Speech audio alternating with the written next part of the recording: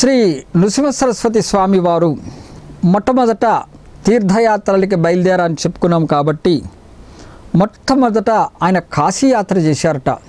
కాశీ ఎందుకంటే స్వామి దత్తాత్రేయులు వారి యొక్క రెండవ అవతారమైనటువంటి నృసింహ సరస్వతి స్వామి వారు సాక్షాత్తు పరమశివుడు అనే విషయం చెప్పడం జరిగింది. ఆ పరమశివుడే ఆయన ఈ విధముగా అవతరించారు అనేటువంటి విషయం మనం మర్చిపోకూడదు. వారు కాశీ యాత్రకు బయలుదేరట తల్లిదండ్రుల యొక్క అనుజ్ఞ తీసుకుని. చిత్రం ఏంటంటే జగద్గురు అయినటువంటి దత్తాత్రేయులు వారు రెండవ అవతారమైనటువంటి నృసింహ సరస్వతి స్వామివారికి గురువు ఆయనకి రావడం జరిగింది. అది కూడా ఇప్పుడు మనం చర్చించుకుంటున్నాం అన్నమాట. కాశీయాత్రకు వెళ్ళింది తర్వాత స్వామివారికే ఆ జగద్గురువుకే గురువు రావటం అనే విషయం కూడా మనం తెలుసుకుంటాం. దీనితో పాటు అసలు దత్తాత్రేయుల వారికే గురువులు ఉన్నారట. ఈ మూడు విషయాలు మనం ఇప్పుడు చెప్పుకుంటున్నాం అన్నమాట. జగద్గురువు అయినా మరి వారికి గురువులు ఏంటి అనే విషయం కూడా ఇప్పుడు మనం చర్చించుకుంటున్నాం. మూడు అంశాల గురించి మాట్లాడుకుంటున్నాం అన్నమాట. మొట్టమొదట తల్లిదండ్రుల యొక్క ఆజ్ఞ తీసుకొని నరహరి అనగా నృసింహ సరస్వతి స్వామి వారు కాశీయాత్రకి బయలుదేరారు. కాశీలో అడుగు పెట్టగానే మరి స్వామివారిని ఆ కాశీ ప్రజలు చూసి ఆశ్చర్యపోయారట. ఎందుకంటే దివ్య తేజస్సు కలిగినటువంటి ఆ మహానుభావుడు కాశీలో కాలు పెట్టంగానే అందరూ చూసి ఆ తేజాన్ని తట్టుకోలేకపోయారు. స్వామివారి యొక్క తేజస్సును చూసి తట్టుకోలేకపోయారు. మరి సాక్షాత్ పరబ్రహ్మ పరమాత్మ అయినటువంటి దత్తాత్రేయుల వారు కాశీలో అడుగుపెట్టారంటే ఆ కాశీ విశ్వేశ్వరుడే వచ్చినట్టుగా అందరూ కూడా చాలా ఆనందపడ్డారట. ఆయన దివ్య తేజస్సును చూసి తట్టుకోలేకపోయారు జనులు, కాశీ జనులు. ఆ కాశీలో మరి సామాన్యమైనటువంటి జనులే కాకుండా గొప్ప గొప్ప యోగాభ్యాసాలు చేసినటువంటి మహనీయులు కూడా ఉన్నారు. ఎందుకంటే కాశీ అంటేనే అది పరమ పవిత్రమైన క్షేత్రం. అక్కడ ఎంతోమంది సాధకులు వస్తూ ఉంటారనే విషయం అందరికీ తెలిసినటువంటి విషయమే. మరి ఆ సాధకుల్లో అక్కడే శాశ్వతంగా ఉండిపోయి సాధన చేసి ఎన్నో రకాలుగా పేరు ప్రఖ్యాతులు గాంచినటువంటి సన్యాసులు, యోగులు, యోగాభ్యాసములు చేసిన వాళ్ళు వీరందరూ కూడా అక్కడ ఉండడం జరిగింది. మరి అలాంటి యోగాభ్యాసం చేసినటువంటి మహనీయులు కూడా, దిట్టలైనటువంటి ఆ మహనీయులు కూడా శ్రీ స్వామివారిని చూసి ఆశ్చర్యం చెందారట. ఆ దివ్యమూర్తిని చూసి వారి యొక్క తేజస్సును చూసి మైమరిచిపోయారట. అందరూ ఏమనుకున్నారంటే ఈయన చాలా గొప్పవారు, అందరికంటే కూడా చాలా మహనీయులు, గొప్పవారు అనేటువంటి రహస్యాన్ని వాళ్ళందరూ కూడా గ్రహించారు. ఎందుకంటే వాళ్ళు గొప్ప గొప్ప సాధకులండి, మరి యోగాభ్యాసమును పండించినటువంటి మహనీయులు. మరి వారి దగ్గర కూడా కొంత ఒక విద్య అనేది ఉంటుంది. చక్కటి ఆధ్యాత్మికంలో వాళ్ళు నిస్వార్థంగా చేసుకునే సేవకులు ఎవరైతే ఉంటారో వాళ్ళకి కొన్ని చూడంగానే వాళ్ళకు కూడా తెలిసిపోతూ ఉంటాయనే విషయం మనం గ్రహించాలి. మరి అలాంటి సాధకులు స్వామివారిని చూడంగానే అనుకున్నారంట ఈయన అందరికంటే చాలా మహానుభావులు అనేటువంటి విషయం వాళ్ళందరూ కూడా తెలుసుకున్నారు. ఆ రహస్యాన్ని గ్రహించాడు. ఎందుకంటే సాక్షాత్తు దత్తాత్రేయులు వారే కాశీకి వచ్చారు కాబట్టి వాళ్ళందరూ చూసి ఆశ్చర్యచకితులయ్యారు. వారందరిలో కూడా ఒక మహానుభావుడు ఉన్నారట. ఆయన పేరు కృష్ణ సరస్వతి. ఈ కృష్ణ సరస్వతి అనేవారు చాలా గొప్పవారండి. దత్తాత్రేయులు వారు నృసింహ సరస్వతి రూపంలో కాశీలో అడుగుపెట్టంగానే అక్కడ చూసినటువంటి మహనీయుల్లో ఈ కృష్ణ సరస్వతి వారు కూడా ఒకరు. మరి ఆయన స్వామివారిని ఏకాగ్రతతో తదేక దృష్టితో చూస్తున్నట్ట. ఎంత మహనీయులు మన ఈ కాశీ క్షేత్రంలో వచ్చారు కదా, నేనెప్పుడు ఇంత దివ్య తేజస్సును చూడలేదే అన్నట్టుగా వారు తదేకముగా మైమరిచిపోయి ఆ స్వామివారి కళ్ళలోకి చూస్తూ ఉండిపోయారు కృష్ణ సరస్వతి గారు. తక్కిన వారితో కూడా పోల్చుకొని చూస్తే మరి నృసింహ సరస్వతి అక్కడ అందరిలో చిన్నవాళ్ళగా కనిపించినప్పటికీ కూడా దివ్య తేజస్సుతో ఎంతో అనుభవపూర్వకముగా ఉన్నటువంటి ఆ నడవడి కానీ వారి యొక్క రూపము కానీ పరమాత్మ దివ్య తేజముతో వెలిగిపోతూ ఉంటే అందరూ కూడా అంత చిన్నవాడైనప్పటికీ కూడా ఎంత తేజస్సుగా, ఎంత దివ్యంగా చూస్తేనే ఆనందపడిపోయేటట్టుగా ఆయన కనిపించారట స్వామివారు. కృష్ణ సరస్వతి అక్కడున్న వారందరికీ కూడా నృసింహ సరస్వతి వారికి నమస్కరించండి అని చెప్పడం జరిగింది. కృష్ణ సరస్వతి మహానుభావులండి. మరి అక్కడ ఉన్న వాళ్ళందరూ కూడా ఎక్కడి వాళ్ళందరూ అక్కడ ఆగిపోయి స్వామివారిని చూస్తూ నిలబడిపోయారే తప్ప కృష్ణ సరస్వతి గారు అప్పుడు అన్నారట, వారికి నమస్కరించండి, వచ్చిన వారు సామాన్యమైనటువంటి మానవుడు కాదు అని అందరినీ నమస్కరించమని సూచన చెప్పారన్నమాట. ఆయన చెప్పడం జరిగింది. మళ్ళీ భాగవతంలో ఇప్పుడు ఈ నృసింహ సరస్వతి చెప్పినటువంటి ఘట్టాన్ని తీసుకొని దానికి సంబంధించినటువంటి శ్లోకము, దాని అర్థము చూస్తే ఈ ఘట్టంతో మనకి ఏకీభవిస్తుంది, ఈ సంఘటనతో. అది ఏంటో ఇప్పుడు చూద్దాం. మహావిష్ణువు ఆయన అనేక అవతారాలు ఎత్తారనే విషయం అందరికీ తెలిసిన విషయమే అండి. అందులో వారు వామనావతారం కూడా దాల్చారనేటువంటి విషయం మనకు తెలిసిందే. ఆ వామనావతారంలో ఆయన బలిచక్రవర్తి దగ్గర వచ్చినప్పుడు ఆ బలిచక్రవర్తి ఆ వామనుడుగా ఉన్నటువంటి శ్రీహరి మహావిష్ణువు యొక్క దివ్య తేజస్సును చూసి మనసులో అనుకున్న మాటల్ని శ్లోకపూర్వంగా చెప్పి దాని అర్థం తెలుసుకుందామండి. వామన రూపంలో ఉన్నటువంటి శ్రీహరిని చూశాట ఈ బలిచక్రవర్తి. వచ్చిన వారు వేషధారి అయి కావచ్చు, అయినను ఈ బాలుడు ఎంత ముచ్చటగా ఉన్నాడు, కన్నవారు కానీ అన్నదమ్ములు కానీ ఎవ్వరూ లేని ఒంటరి, అయినను సర్వ విద్యల సారము తెలిసిన జ్ఞాని. మహావిష్ణువు వామనావతారం దాల్చినప్పుడు బలిచక్రవర్తి అనుకునే మాటలు అర్థం ఇది. చూడండి, విష్ణువే వామన రూపంగా వచ్చినప్పటికీ, విష్ణువులా కనిపించకపోయినప్పటికీ, ఒక వామనుడు ఒక బాలుడుగా మామూలుగా ఆయన కనిపించినప్పటికీ ఆయన ముఖములో ఉన్నటువంటి వచ్చస్సు, ఆయన ముఖములో ఉన్నటువంటి తేజస్సు, ఆ పరమాత్ముడు యొక్క పోలికలు ఎక్కడ దాల్చగలుగుతారు? శ్రీ మహావిష్ణువు యొక్క దివ్యమైన తేజస్సు ఆ వామనుడిలో కనబడుతున్నప్పుడు బలిచక్రవర్తి అనుకున్నట్టు విషయము, అది ఆ శ్లోకంలో చెప్పినటువంటి అర్థము. ఇదే సంఘటన బలిచక్రవర్తి ఏ విధంగా వామనుడిని చూసినప్పుడు అనుకునే మాటలే మరి నృసింహ సరస్వతి స్వామి వారు అనగా దత్తాత్రేయుల వారు కాశీకి వెళ్ళినప్పుడు కృష్ణ సరస్వతి అనే యోగి ఆయనను చూసినప్పుడు అక్కడ జనులు అందరూ కూడా ఆ దివ్య తేజస్సు చూసినప్పుడు అనుకునేటువంటి విషయాలు అనేటువంటి విషయము మనం గ్రహించాలి. వారందరికీ నమస్కారం పెట్టమని చెప్పారు. వచ్చిన వాళ్ళు సామాన్యమైనటువంటి వారు కాదు, ఆయన సాక్షాత్తు పరమాత్ముడే అనేటువంటి భావనతో అందరికీ కూడా నమస్కరించుకోమని కృష్ణ సరస్వతి గారు ఆదేశించడం జరిగింది. ఎలా అయితే బలిచక్రవర్తి విష్ణుమూర్తిని చూడపోయినప్పటికీ వామనుని చూసి ఆయన వచ్చినవాడు సామాన్యమైనటువంటి వాడు కాదు అనేటువంటి విషయం గ్రహించాడు.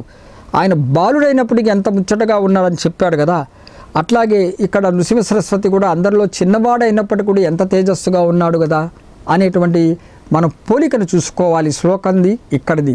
ఆ విష్ణుమూర్తే దత్తాత్రేయుల వారు ఏ విధంగా పోలికతో ఉంటారనేటువంటి చక్కటి విషయాలు మన పోలికలో ఈ శ్లోకంలో ఇక్కడ చక్కగా కనబడుతుందన్నమాట. అన్నదమ్ములు కానీ ఎవరూ లేరు ఒంటరి, ఆయనను సర్వ విద్యలలో సారమైన తెలిసిన జ్ఞాని అని చెప్పాడు బలిచక్రవర్తి అనుకున్నాడు. మరి ఈయన కూడా ఒంటరిగా కనబడ్డాడు తప్ప ఆయన చూడటానికి మటుకు పెద్ద మహాజ్ఞానిలాగా కనబడ్డాట మన దత్తాత్రేయుల వారు. అందుకని ఈ శ్లోకం చెప్పబడింది. ఎంత చక్కటి శ్లోకం, ఎంత ఏకీభవిస్తున్నాయో అనేటువంటి మన విషయం గ్రహించుకుంటే మనం చాలా ఆనందపడతాం ఇలాంటి సంఘటనలు చూసినప్పుడు కూడా. మరి దత్తాత్రేయుల వారు మనం మొదలై చెప్పుకున్నాము, మధ్య మధ్యలో ఇది ఎందుకు చెప్తుంటే త్రిమూర్తుల యొక్క కలియక అవతారమే దత్తాత్రేయులు, అంటే బ్రహ్మ విష్ణు మహేశ్వరుల యొక్క కలియకే శ్రీ దత్తాత్రేయుల వారు అనే విషయం మనము గ్రహించాలి. మరి కృష్ణ సరస్వతి అంతమందిలో ఉన్నటువంటి ఆ మహానుభావుడు కృష్ణ సరస్వతి నృసింహ సరస్వతిని చాలా తదేకంగా చూసి ఆనందం చెంది ఆయన తేజస్సును చూసి ఈయన సామాన్యమైన వాడు కాదు, మహాపురుషుడిని గ్రహించి మారువేషములోనే పరమాత్మ వచ్చాడు అనేటువంటి విషయం ఇందాక బలిచక్రవర్తి ఏవైతే అనుకున్నాడో పరమాత్మయే బాలుడుగా వచ్చాడు అన్నట్టుగా ఉన్నాడు అన్నట్టుగా ఏ విధంగా అనుకున్నాడో ఈ కృష్ణ సరస్వతి గారు కూడా అలాగే అనుకుంటున్నాడండి. మారువేషంలోనే పరమాత్మ ఈ కాశీ పట్టణానికి వచ్చాడు అనేటువంటి విషయం కృష్ణ సరస్వతి గారు అనుకుంటున్నారు. చాలా చూడముచ్చటగా ఉన్నాడు.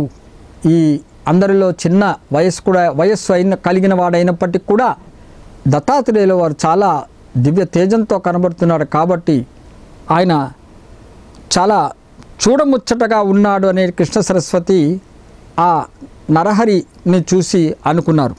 అలాగే అతను నరహరి చూడంగానే ఇతనికి సకల విద్యలు తెలిసే ఉండవచ్చు అని కూడా అనుకున్నట్ట. వెలిగిపోతుంది మరి ఆయన ముఖము వెలిగిపోతుంది. సకల విద్యలు బాగా అవపోసన పట్టి బాగా దాన్ని అర్థం చేసుకుని తేజస్సుతో వెలిగిపోయి ఇంకేమీ లేదు అన్నట్టుగా ఆయన అన్నీ తెలిసిన పరమాత్ముడే సాక్షాత్తుగా నిలబడి ఉన్నట్లుగా కృష్ణ సరస్వతికి కనిపించిన చేత చాలా ఆనందంతో అనుకున్నట్ట. సకల విద్యలు ఈయనకి తెలుసు అన్నట్టుగా కనబడుతున్నాడే అని తన మనసులో అనుకుంటున్నాడు కృష్ణ సరస్వతి గారు. చివరికి కృష్ణ సరస్వతి గారు ఈ బాలుడికి సన్యాసం ఇస్తే బాగుంటుంది, ఈ నరహరికి అంటే ఉన్న ఆ స్వామి అక్కడ ఉన్న వారందరిలో చిన్నవాడే కాబట్టి ఈయనకి నేను సన్యాసం ఇస్తే బాగుంటుంది అనేటువంటి ఒక ఆలోచన కలిగిందిట కృష్ణ సరస్వతి గారికి. వెంటనే ఆయన శాస్త్రీయ పరంగా కృష్ణ సరస్వతి గారు సన్యాసము మరి ఆ దీక్ష ఈ నరహరికి ఇవ్వటం జరిగింది కాశీ క్షేత్రములో. అయితే ఇక్కడ ఒక ప్రశ్న వస్తుంది. నృసింహ సరస్వతి సాక్షాత్తు దత్తాత్రేయులు వారే కదా, మరి ఆయన ఈ విధంగా అవతారము దాల్చి రెండవ అవతారంలో నృసింహ సరస్వతిగా వచ్చారు కదా, మరి ఆయన జగద్గురువు కదా, అందరికీ ఆయనే కదా గురువు, సాక్షాత్తు పరమాత్మయే కదా, మరి సన్యాస దీక్షను కృష్ణ సరస్వతి ఇచ్చినప్పుడు వారు ఎందుకు స్వీకరించారు? జగద్గురు అయినప్పటికీ కూడా స్వామివారు ఆ సన్యాసాన్ని ఎందుకు స్వీకరించారు అనేటువంటి ప్రశ్న అందరికీ కూడా కలుగుతుంది. దీనికి ఒక గొప్ప జవాబు దత్తాత్రేయులు వారి యొక్క మనం వారి జీవన విధానాన్ని కనుక పరిశీలిస్తే మనకు అర్థమవుతుంది. సాక్షాత్తు నృసింహ సరస్వతి లేదా నరహరి దత్తాత్రేయులేరనే విషయం అది 100కి 100 కరెక్ట్ అయినది. స్వామివారే సాక్షాత్ దత్తాత్రేయుడే మన నృసింహ సరస్వతి అవతారంగా ఉన్నారు. దత్తాత్రేయుల వారికే 24 మంది గురువులు ఉన్నారటండి. చూడండి ఎంత ఆశ్చర్యకరమైన విషయమో. మనం శ్రీ గురు చరిత్ర పఠనం చేస్తున్నప్పుడు కూడా అందులో ఉంటుంది. మనం ఇక్కడ అది గుర్తు తెచ్చుకోవాలి. జగద్గురువు ఆయన, సాక్షాత్ అందరికీ గురువు ఆయన. ఆ గురువే అనేక పరంపర రూపాల్లో నామాలతో వివిధ నామాలతో ఆ పరంపరగా అవతారం దాల్చినటువంటి ఆ పరమాత్మ గురువే. ఆయనకే 24 మంది గురువులు ఉన్నారట. ఎందుకు ఆ 24 మంది గురువులు స్వీకరించారు దత్తాత్రేయులు వారంటే, ఆ చెప్పినటువంటి 24 మందిలో కూడా ప్రతి ఒక్కరిలో ఒక విలక్షణమైనటువంటి విజ్ఞాన తత్వాన్ని కలిగి ఉన్నారట ఆ 24 మంది. దత్తాత్రేయుల వారు ఎవరినైతే 24 మందిని చూశారో ఆ 24 మందిని చూసి వారిలో ఉన్నటువంటి ఆ విజ్ఞాన తత్వాన్ని చూసి ఆ విలక్షణమైనటువంటి ఆయన ఔన్నత్యాన్ని వాళ్ళలో ఉన్నటువంటి గొప్పతనాన్ని చూసి స్వామివారే ఆ 24 మందిని గురువుగా స్వీకరించారట దత్తాత్రేయుల వారు. మరి వాళ్ళు ఎవరెవరు అంటే 24 మంది. మనం ఒకసారి ఇక్కడ ఆ గురువుల పేర్లు చెప్పుకోవటం చాలా ముఖ్యమైనది కాబట్టి ఆ 24 మంది ఎవరెవరో ఇప్పుడు చెప్తానండి.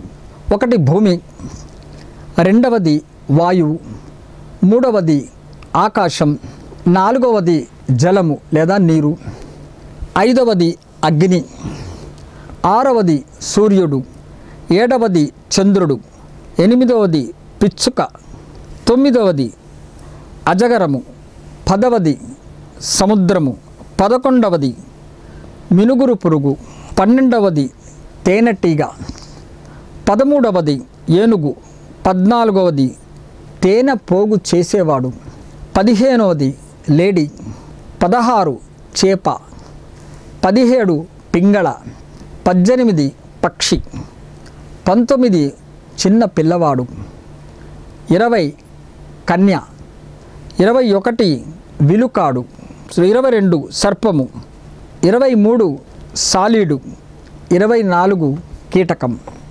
విల్లును పట్టుకున్నవాడు విలుకాడు, మరి చిన్నపిల్లవాడు, కీటకాలు, చేప, మరి తేనెటీగ, తేనె ప్రోగు చేసేవాడు, కన్య, ఇలా ఇందాక చెప్పుకున్నాం.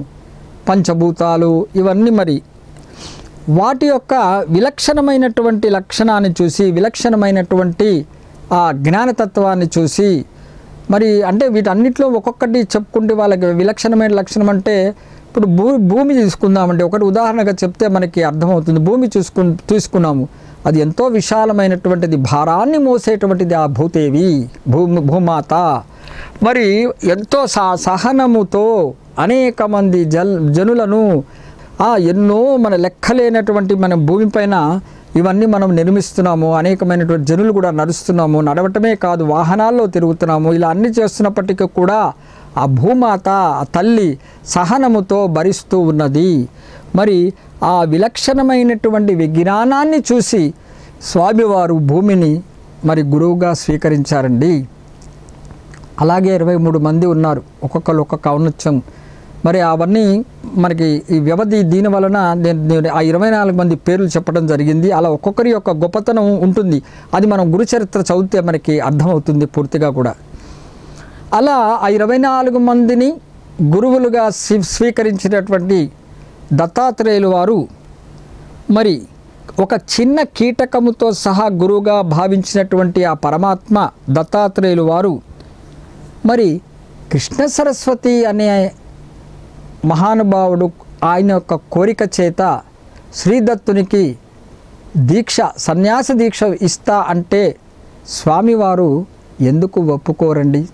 చూడండి ఎంత చక్కటి ఆయన, ఎంత గొప్ప ఔన్నత్యాన్ని స్వీకరించారు, ఎంత గొప్ప ఔన్నత్యంతో ఉంటున్నారు పరమాత్మ. అలాగే చాలా వినయముతో వినమ్రతో ఉండేవారే పరమాత్మ. ఎంతో వినయముతో ఆయనే జగద్గురువు అయినప్పటికీ కూడా మరి 24 మంది చిన్న కీటకంతో సహా స్వీకరించినటువంటి, అంటే ఎదుటివారిలో ఉన్నటువంటి విలక్షణమైన జ్ఞానం ఎవరి దగ్గర అయితే ఉంటుందో స్వామివారు అలాంటి వారిని గురువుగా తీసుకుంటారు అనేటువంటి విషయము మనము గ్రహించాలి. అందుకనే కృష్ణ సరస్వతి గారు మరి ఆ నృసింహ సరస్వతికి మరి ఆయన సన్యాస దీక్ష ఇవ్వాలని కోరిక కలిగినప్పుడు ఆ సర్వజ్ఞుడైనటువంటి దత్తాత్రేయులు వారు కృష్ణ సరస్వతి గారి మనసులో ఉన్నటువంటి మాటను గ్రహించి ఆయన వెంటనే మరి సన్యాస దీక్ష తీసుకునేందుకు ఒప్పుకున్నారు అనే విషయం గ్రహించాలి. అదే పరమాత్మకు సామాన్య మానవుడికి ఉన్నటువంటి భేదము. మనమైతే ఎలా ఉంటామో ఒక్కసారి మనం ఆలోచించండి. కొద్దిగా పరిజ్ఞానం వచ్చినంత మాత్రాన, కొద్దిగా ఒక సబ్జెక్టు మీద మనకు ఒక పట్టు వచ్చినంత మాత్రాన మనంతటి వాడు లేడని మనమే రెచ్చిపోతూ ఉంటామండి. మనము ఒకరి దగ్గర మనం చూసి నేర్చుకునేది ఏముంది? నాకు పూర్తి జ్ఞానం ఉంది కదా, నాకు బాగా తెలుసు కదా అన్ని విషయాలు, నేను ఎన్నో పుస్తకాలు చదివాను కదా, అనేక చోట్ల నేను ప్రవచనాలు చేశాను కదా అని ఇలాంటి భావనతో మనం మునిగిపోతూ ఉంటాం. కానీ జగద్గురువు, సర్వం తెలిసినటువంటి పరమాత్మ అయినటువంటి దత్తాత్రేయుల వారు మరి ఆయనే అందరికీ గురువు అయినటువంటి ఆ పరమాత్మ అయినప్పటికీ 24 మంది చిన్న వాటిల్లో కూడా ఎదుటివారిలో ఉన్నటువంటి ఆ పరిజ్ఞానిని, విలక్షణమైనటువంటి విజ్ఞానానికి ముగ్ధులై గురువుగా స్వీకరించినటువంటి ఆ పరమాత్మ కృష్ణ సరస్వతి గారిని కూడా గురువుగా స్వీకరించడం జరిగింది. కాబట్టి మనము కూడా ఒక గురువుని ఆశ్రయించినప్పుడు నాను ఫలానా సాయిబాబా భక్తుడని, దత్తాత్రేయుల వాడి భక్తుడని చెప్పుకోవటం కాదండి. పరమాత్ముడు ఏది అయితే చేసి చూపించారో, ఎంత వినయంగా ప్రవర్తించారో అది చూసి మనము నేర్చుకోవాలి. దత్తాత్రేయుల వారు చూడండి 24 మందిని చిన్న వాటిని గురువుగా భావించి ఎంతో వినయముగా గురువుగా స్వీకరించారు. కృష్ణ సరస్వతి గారి కోరిక నెరవేర్చారు. ఆయన సన్యాస దీక్ష ఇస్తే గురువుగా స్వీకరించారు. కృష్ణ సరస్వతి గారిని కూడా గురువుగా భావించారు ఆ జగద్గురు దత్తాత్రేయుల వారు. ఉదాహరణకి అలాగే సాయి సచ్చరిత్రలో తీసుకున్నట్లయితే సాయిబాబా గారు కూడా ఒక కపట గురువు వచ్చి నేను నీకు గురువు నేను బాబాకి చెప్పినప్పుడు బాబా కించిత్ కూడా బాధపడలేదంటండి. సాక్షాత్ ఆయన దత్తాత్రేయుల యొక్క అవతారం, మరి సాయిబాబా అంటే వాళ్ళ యొక్క పరంపరలో ఉన్నటువంటి విషయాలు వాళ్ళు కూడా ఇక్కడ స్వామివారి చూపించింది. అక్కడ కూడా ఎలా ఆయన కపట గురువు అయినప్పటికీ, ఆయనకి ఏమీ జ్ఞానం లేకపోయినప్పటికీ, నేనే నీ గురువుని అని చెప్పినప్పటికీ, మరి సాక్షాత్తు సమర్థ సద్గురు శ్రీ సాయినాథుల వారు ఒక శిష్యుడిలాగానే ప్రవర్తించాడు ఆ కపట గురువు దగ్గర. ఆయన ఏది చెప్తే ఆ పనిని చేస్తూ ఉన్నాడు, అంతే తప్ప నేను జ్ఞానినని ఆయన ప్రవర్తించలేదు. శిష్యుడిలాగానే సేవ చేశాడు. అంటే మనకి నేర్పిస్తున్నారు మన ఈ గురువులంతా కూడా మనకి చెప్పేది ఏంటంటే, వినమ్రతతో వినయముతో మన జీవితాన్ని సాగించుకోవాలే తప్ప, అరే మనం ఎలా ఉండాలంటే వినమ్రతో ఒదిగి ఉండాలి, ఒదిగిపోయి ఉండాలి. ఎదుటివాడు వచ్చి తనంత తానుగా తెలుసుకుని అరే ఇతనిలో ఇంత జ్ఞానం ఉందా అని అనుకునేటట్టుగా మన వినయంతో ఉండాలి తప్ప, మనము దాన్ని చెప్పుకోవాలని అందరి ముందు ప్రాకులాడుతూ నేను ఒక పెద్ద జ్ఞానిని అని అందరికీ చూపించాలి అనేటువంటి తత్వంతో ఉండకూడదనే విషయం గ్రహించాలి. ఇంకా నేర్చుకోవాలి. ఆ సాక్షాత్తు పరమాత్ములే అంత వినయంతో ఉన్నారు, వారు చూపించారు. కాబట్టి ఈ ఆధ్యాత్మికం అంటే మనం ఈరోజు కొంత నేర్చేసుకుని నేను అంతా తెలుసని అనుకోవడం చాలా పొరపాటు ఉంది. ఇది ఒక రాగి చెంబు లాంటిది. రాగి చెంబు తోమిన కొద్దీ మనకి మెరుపు వస్తూ ఉంటుంది అనేది విషయం మర్చిపోకూడదు. కాబట్టి మనము ఈ రాగి చెంబుని ఎంత తోమితే అంత వెలుగు అంతగా అది మెరిసిపోతుంటుంది. అలాగే మనము కూడా ఆధ్యాత్మికంలో ప్రతి క్షణము ప్రతిరోజు కూడా అనేక మంది సద్గురువుల యొక్క చరితాన్ని మనము చదువుతూ వారు చెప్పినటువంటి జ్ఞాన రత్నాలలో మనము మునకలు వేస్తూ వారి యొక్క జ్ఞానాన్ని మనము మన మనసుకు పట్టించుకుంటూ వారు చెప్పినటువంటి మాటలను ప్రతి మాటను మనసుకు పట్టించుకుంటూ నిధిధ్యాసగా పెట్టుకుంటూ మనము అవకాశం వచ్చినప్పుడల్లా మనమే దాన్ని వారు చెప్పిన విధానంలో మనం ప్రయాణించుటకు మనము వెంటనే మన యొక్క లక్ష్యాన్ని ఆ వైపు తిప్పుకోవాలనేటువంటి విషయం గ్రహించుకోవాలి. ఈ దత్తాత్రేయుల వారు చెప్పింది ఇదే. మనకి అనేక రకమైనటువంటి గురు పరంపరలో అనేక రూపాలతో అనేక నామాలతో వచ్చినప్పటికీ కూడా వారు చెప్పినటువంటి విషయం ఇదే. సద్గురువే జగద్గురువే. మరి ఇప్పుడు ఇలా గురువుల విషయంలో చూపించారంటే మనం ఎంతండి, ఈరోజు మనమే చలామణి అయిపోతున్నాము. కొద్దిగా 4 మాటలు మాట్లాడేటప్పటికి నేనే గురువని అందరి దగ్గర మనము అంటున్నామంటే చాలా పొరపాటు అనే విషయం మనం మర్చిపోకూడదు. సాక్షాత్తు షిరిడి సాయిబాబాయే కానీ, దత్తాత్రేయుల రూపమైనటువంటి బాబాయే కానీ మరి ఎలా ప్రవర్తించారు ఆయన సద్గురువు అయినప్పటికీ కూడా ఆయన ఒక కపట గురువు. నేను గురువు అన్నంత మాత్రాన ఆయన నేను జ్ఞానిని, మరి నీకెందుకు సేవ చేయాలని అనకుండా వెంటనే ఒక శిష్యుడు ఏ విధంగా చేయాలో అదే విధంగా చేసి చూపించారు, ఆచరించి చూపించారు. శిష్యుడు అంటే ఎలా ఉండాలో అని ఆ క్షణం నుంచి పరమాత్మ అయినప్పటికీ వినయముతోనూ విధేయతను ఉండి ప్రవర్తించి చూపడం జరిగింది. దత్తాత్రేయులు వారు కూడా ఇక్కడ అలాగే మరి 24 చిన్న కీటకములతో సహా గురువుగా భావించి స్వీకరించారు అనే విషయం మర్చిపోకూడదు. అలాగే కృష్ణ సరస్వతి గారు మరి సాక్షాత్తు పరమాత్మ అయినటువంటి దత్తాత్రేయుల వారికే మరి ఆయన సన్యాస దీక్ష ఇద్దామని అనుకున్నప్పుడు వారి కోరికను నెరవేర్చారు, స్వీకరించారు. కృష్ణ సరస్వతి గారినే గురువుగా భావించడం జరిగింది.